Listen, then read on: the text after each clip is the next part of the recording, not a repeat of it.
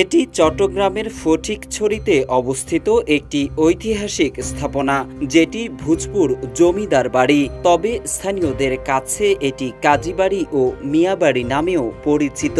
এই স্থাপনা ঘিরে আছে নানান জনশ্রুতি। কারো কাছে এটি উন্নয়নের প্রতীক, আবার কেউ বা চেনেন ফাঁসির ঘর হিসেবে।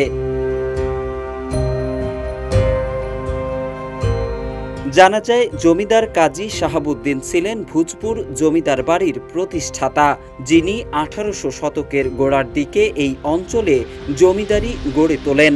তার পূর্বপুরুষ মহব্বত সাধু ছিলেন গৌরনগরের অধিবাসী। পরবর্তীতে তিনি ভূজপুরে এসে স্থায়ী বসতি গড়ে তোলেন। তবে জমিদার শাহাবুদ্দিনের মৃত্যুর পর জমিদারির দায়িত্ব পান তার পুত্র কাজী হায়দার আলী চৌধুরী। তবে এই জমিদার পরিবারের গুরুত্বপূর্ণ সদস্য হিসেবে পরিচিত হয়ে ওঠেন কাজী হাসমত আলী, যিনি একাধারে ছিলেন জমিদার ও স্বনামধন্য পুঁথি লেখক।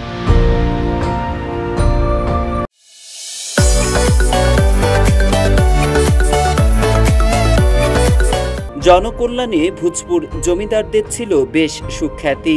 স্থানীয় বাসিন্দাদের কল্যাণে মোগল স্থাপত্য শৈলীতে তারা নির্মাণ করেন 24টি মহাল, 12টি তরফ, 22টি দিঘি, 22টি মসজিদ এবং 22টি ব্রিজ ও কালভার্ট, যার মধ্যে এখনো টিকে আছে 250 বছরের তুর্কি প্রকৌশলীদের সুনিপুণ হাতের ছোঁয়ায় নির্মিত 3 গম্বুজ ও 12 মিনার বিশিষ্ট মসজিদ, যেটি বর্তমানে ঐতিহাসিক নিদর্শন হিসেবে সংরক্ষিত রয়েছে। ব্রিটিশ সাম্রাজ্যবাদের আমলে ওনার জমিদারি ছিল।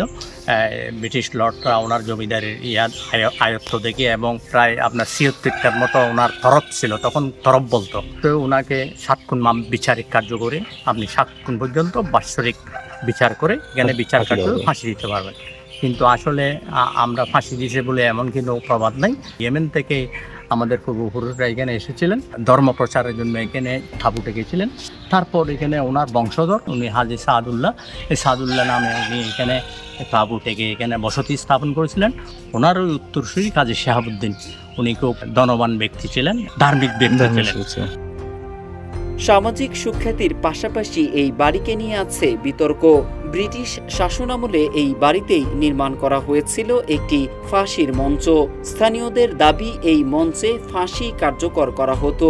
তবে জমিদার পরিবারের উত্তরসূরিদের দাবি, ফাঁসি কার্যকর নয়, বরং এটি ছিল একটি প্রতীকী নির্মাণ।